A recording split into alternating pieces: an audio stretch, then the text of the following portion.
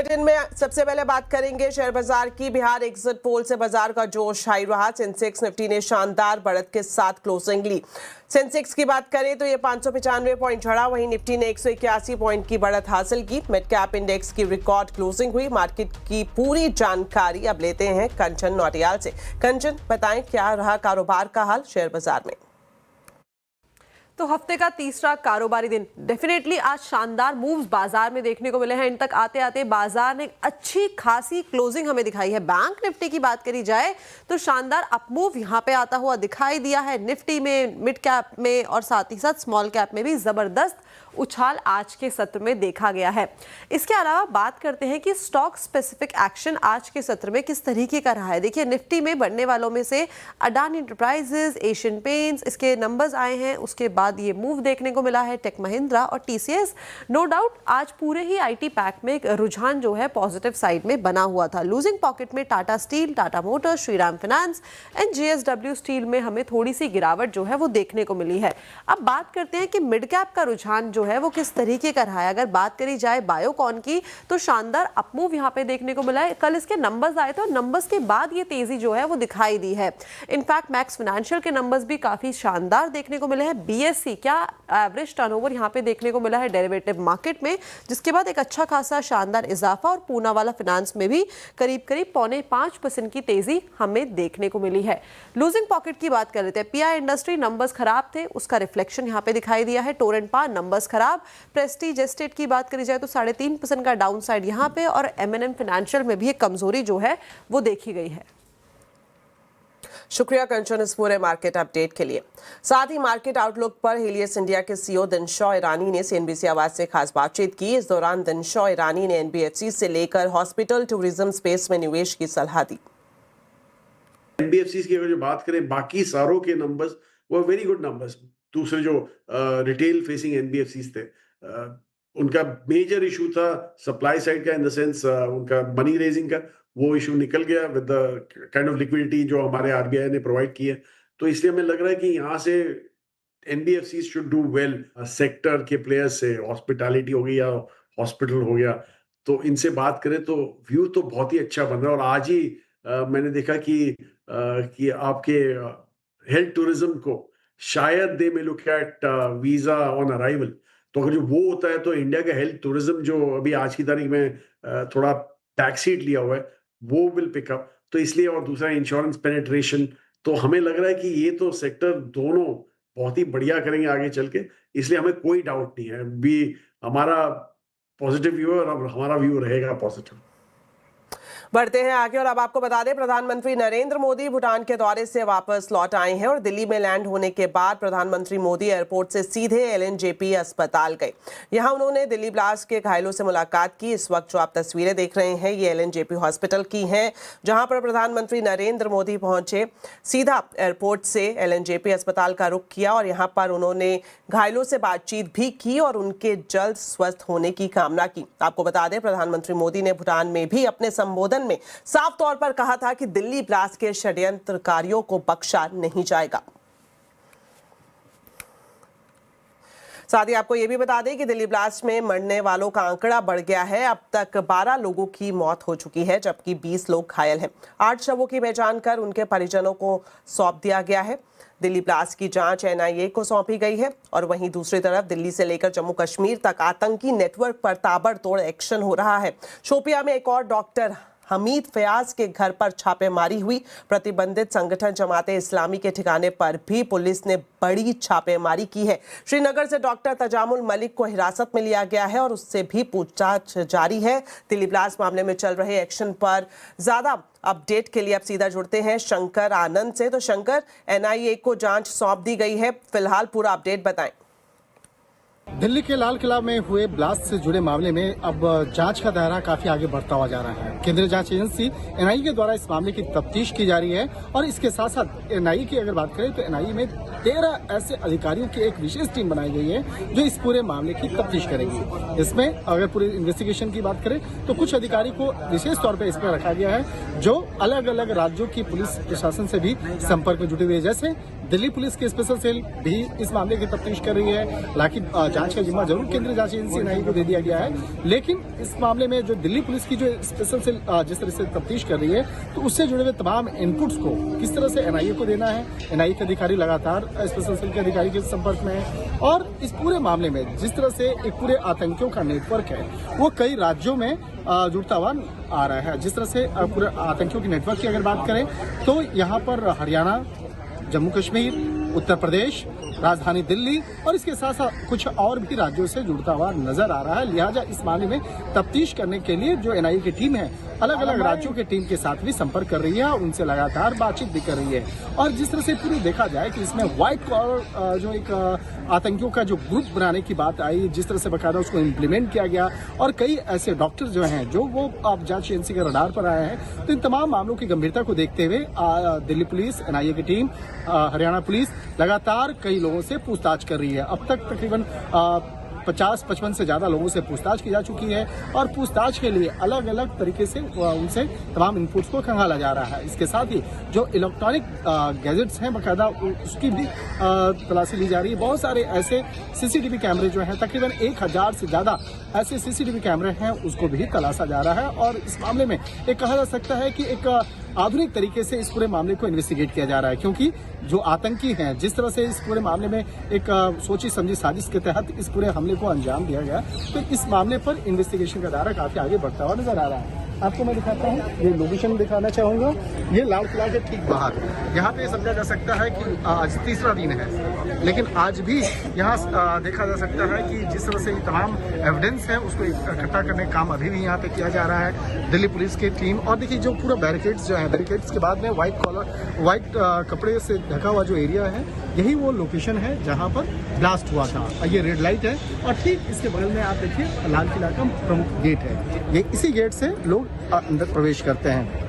अब बात करते हैं इन्वेस्टिगेशन की। इन्वेस्टिगेशन में यहाँ पर जिस तरह से जांच एजेंसी एनआईए को कई महत्वपूर्ण इनपुट्स मिले हैं, लेकिन अब तक ब्लास्ट से जुड़े मामले अब तक गिरफ्तारी नहीं हुई है। अब तक जो भी गिरफ्तारी हुई है, चाहे बात करें उत्तर प्रदेश पुलिस की बात करें या हरियाणा पुलिस की बात करें, अब तक इस मॉड्यूल से जुड़े हुए कुछ लोगों की जरूर गिरफ्तारी हुई है। लेकिन अब इस मामले में कोशिश की जा रही है कि जितना जल्द से जल्द इस मामले पर जो पूरा मॉड्यूल है उस मॉड्यूल को ध्वस्त किया जाए और इस मामले में जो ब्लास्ट हुआ था, ब्लास्ट के बाद जल्द से जल्द उन तमाम आरोपियों को गिरफ्तार करने की आगे कोशिश भी की जा रही है। शुक्रिया शंकर इस पूरे अपडेट के लिए।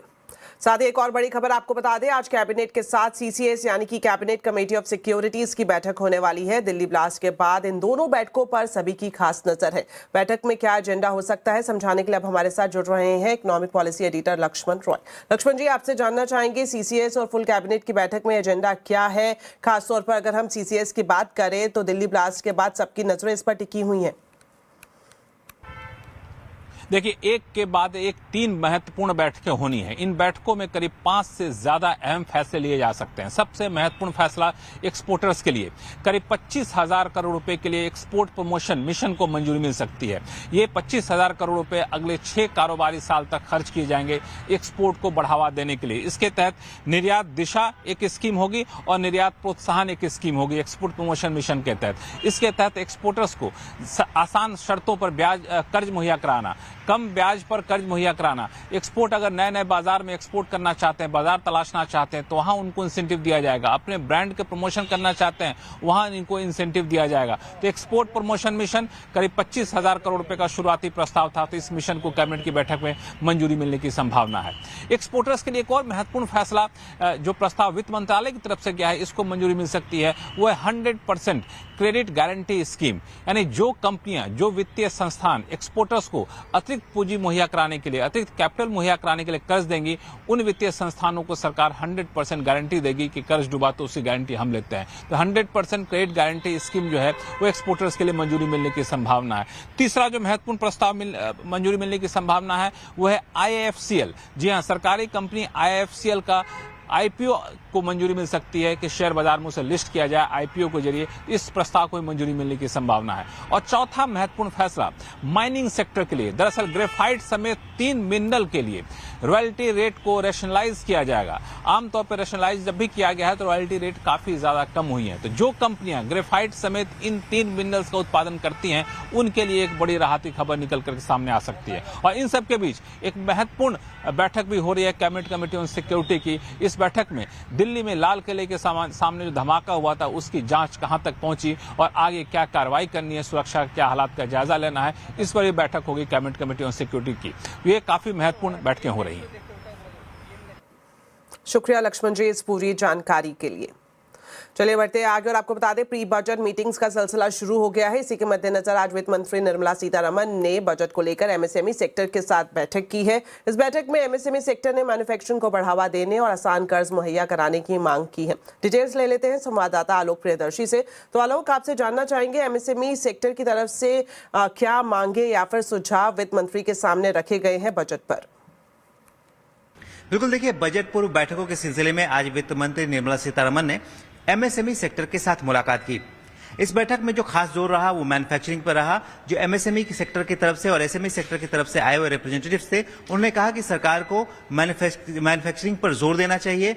लिहाजा इसके लिए सबसे ज्यादा जरूरत है कि जो अल्टरनेटिव मैकेनिज्म के जरिए फाइनेंसिंग की व्यवस्था की जाए। खासतौर से जो भी ट्रेडिशनल फाइनेंसिंग की व्यवस्था है उसमें एमएसएमई और एसएमई सेक्टर को आसान तरीके से कर्ज नहीं मिल पाता है। लिहाजा उनके लिए अलग से व्यवस्था की जानी चाहिए। दूसरी जो सबसे बड़ी मांग थी वो थी ट्रेड फैसिलिटेशन को लेकर। ग्लोबल कंपटीशन बहुत ज्यादा बढ़ गया है, टैरिफ की मार पड़ी है एमएसएमई पर। लिहाजा सरकार को चाहिए कि ट्रेड फैसिलिटेशन पर सरकार जोर दे और खासतौर से जो स्मार्ट मैन्युफैक्चरिंग है या एक तरह से कहें ऑटोमेशन है उसको लेकर सरकार को सपोर्ट करना चाहिए। इसके अलावा जो उनकी मांग ये थी कि जो पीएलआई स्कीम है उसमें एमएसएमई और एमएसएमई के लिए पार्टिसिपेशन का मौका मिलना चाहिए। साथ ही साथ जो जेम पोर्टल है वहां पर भी जो गवर्नमेंट प्रोक्योरमेंट होता है उसमें एक तरह से प्रायोरिटी एमएसएमई और एसएमई सेक्टर को मिलना चाहिए। साथ ही साथ उन्होंने ये भी मुद्दा उठाया कि जो सस्ती बिजली है वो किस तरह से मिले। लिहाजा इसके लिए उन्होंने सुझाया कि ग्रीन एनर्जी पर सरकार को फोकस करना चाहिए। इसके तहत जिस तरह से पीएम सूर्य घर योजना के तहत आम लोगों को रेजिडेंशियल बिजली की सप्लाई सोलर पैनल्स लगाए जाते हैं, उसी तरह से एमएसएमई और एमएसएमई के लिए जो सोलर पैनल्स है वो सस्ते दरों पर मुहैया कराया जाए ताकि इंडस्ट्री को सस्ती बिजली मिल सके और एक तरह से ग्रीन एनर्जी का सोर्स अवेलेबल हो सके। जी शुक्रिया आलोक इस पूरी जानकारी के लिए।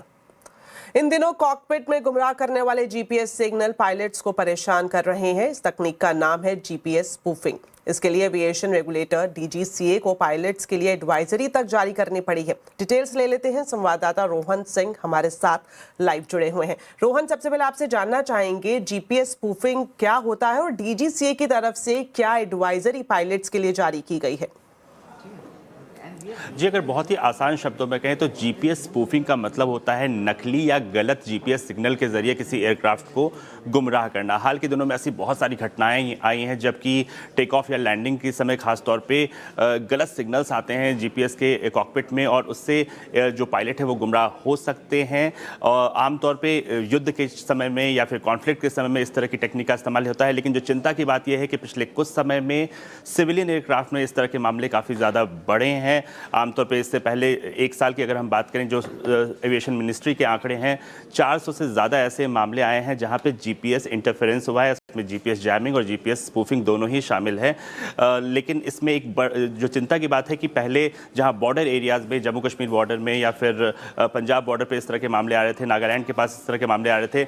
हाल में ही पिछले सप्ताह ही दिल्ली एयरपोर्ट पर भी जीपीएस स्पूफिंग के मामले आए, जिसके बाद जो डीजीसीए है, सिविल एविएशन रेगुलेटर, वो ज़्यादा सतर्क हो गया है। एक एडवाइजरी, एक एसओपी जारी की गई है और सभी जो पायलट्स हैं, जो एटीसी हैं, उनको कहा गया है कि किसी भी इस तरह की घटना के होने के 10 मिनट के बाद ही वो इसे रिपोर्ट करें, कोऑर्डिनेट्स बताएं, कौन सा एयरक्राफ्ट का टाइप था ये बताएं, घटना की सारी डिटेल दें ताकि इस पे आगे जो है कार्रवाई कर सके। और सिर्फ इतना ही नहीं, ये पूरा मामला इतना गंभीर है कि नेशनल सिक्योरिटी एडवाइजर का जो कार्यालय है वो इस पर नजर रखने वाला है और आने वाले दिनों में इस बात की संभावना है कि डीजीसीए एक रोड मैप बना सकता है जीपीएस स्पूफिंग को रोकने के लिए।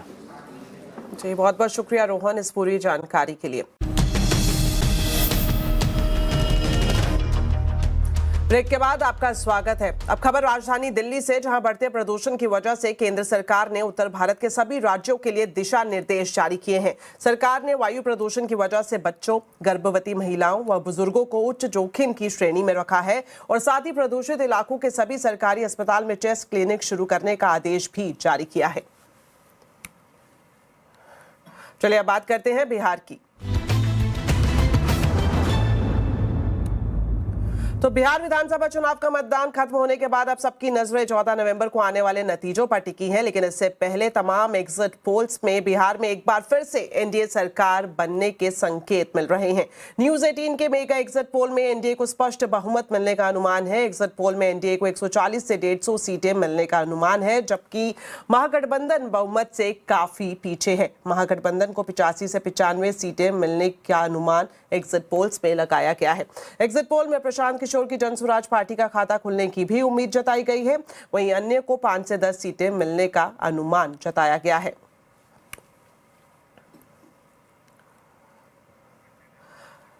प्याज की बम्पर सप्लाई के बावजूद ना तो प्याज ग्राहक को सस्ता मिल रहा है और ना ही किसानों को उचित दाम मिल रहा है। आखिर प्याज बेचने और खरीदने वाले दोनों को कैसे रुला रहा है, इस पर देखिए केतन जोशी की ये रिपोर्ट। रिटेल मार्केट में अभी प्याज 33 से 40 रुपए प्रति किलो मिल रहा है, लेकिन किसान मंडी में बेचने आता है तो होलसेल में उसको प्रति किलो सिर्फ 12 से 20 रुपए मिलते हैं। इसका कारण है खेत से लेकर रिटेल बाजार तक प्याज का उलझा हुआ कारोबार, जिसे इस बार बेमौसम बरसात ने बड़ा झटका दिया है।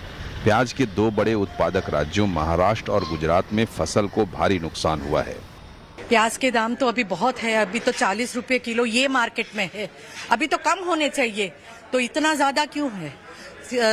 गरीब लोग तो ज्यादातर प्याज ही खाते हैं, प्याज और रोटी खाते हैं, तो उनके लिए भी 40 रुपए है, तो दैट इज वेरी हाई। हमारे यहाँ जो सितंबर अक्टूबर में जो तूफानी बारिश हुई, ये बारिश की वजह से हमारा जो प्याज आने वाला था आज की तारीख में, वो पूरा प्याज खत्म हो गया।